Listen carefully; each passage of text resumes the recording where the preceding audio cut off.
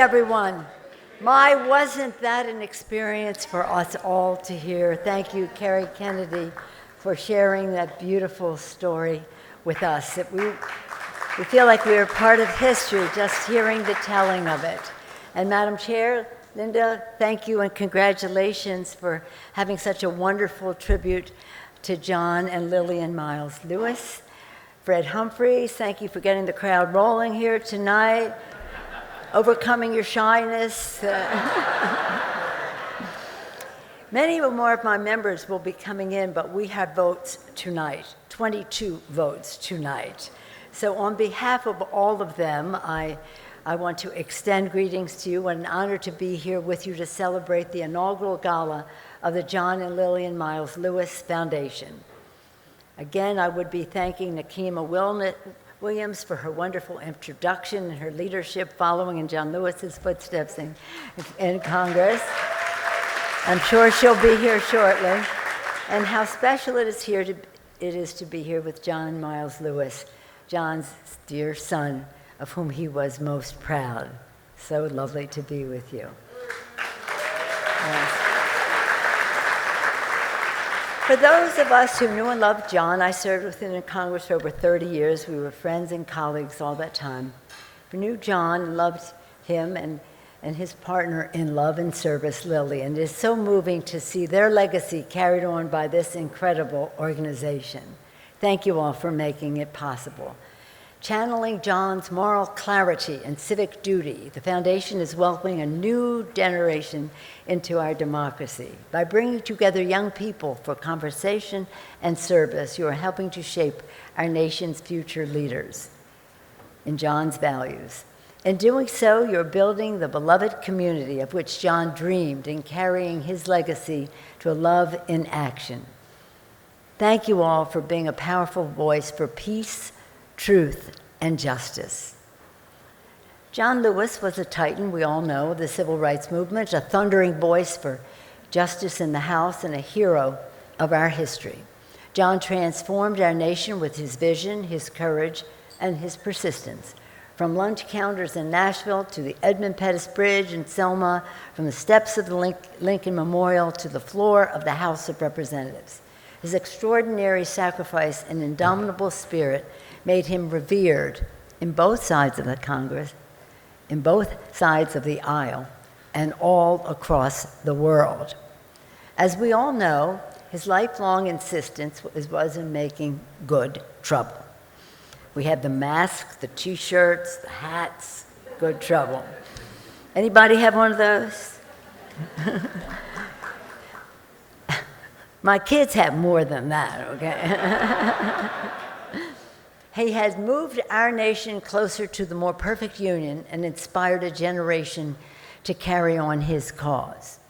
House Democrats are proudly fighting to keep alive John's legacy, inspired by his fierce fight for our voting rights.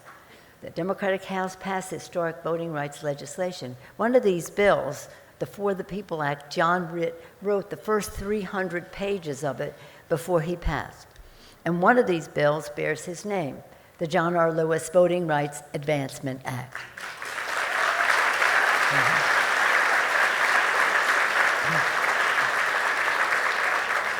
This landmark bill would restore the heart of the Voting Rights Act of 1965, which John heroically put his life on the line to help make law. In his spirit, we will never relent until we defeat voter suppression, prevent election subversion, and enact protections into law. Before I close, I just want to say something about Alfre. We were all at the dedication of the ship, the launch and christening of the ship.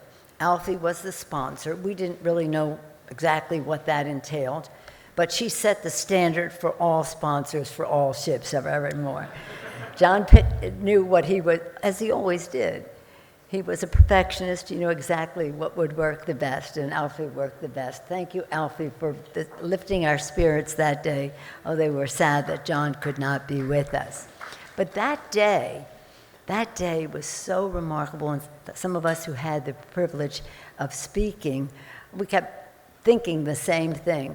What John always said, here we are at this the christening of a ship and named for him. And not only was there a ship named for him, a whole fleet of ships were named for him. This was one of them. He had a fleet of ships, John Lewis.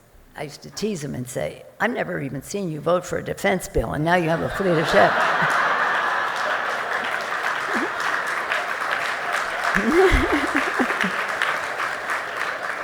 But he did.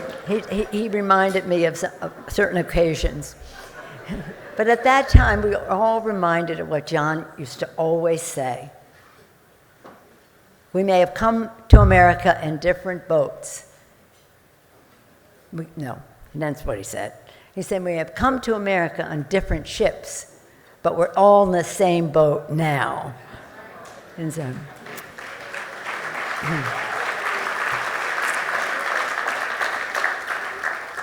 I'm always reminded of Dr. Martin Luther King, Coretta Scott King, when they went to India to learn more about nonviolence, and John followed that tradition.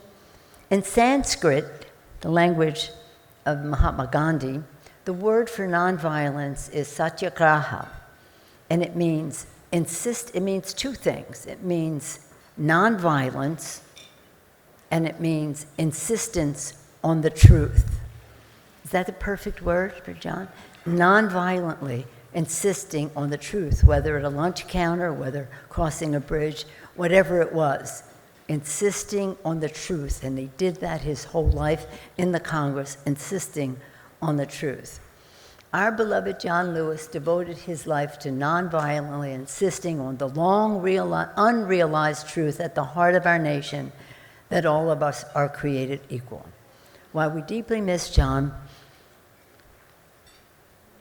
we remember the marching orders he left us.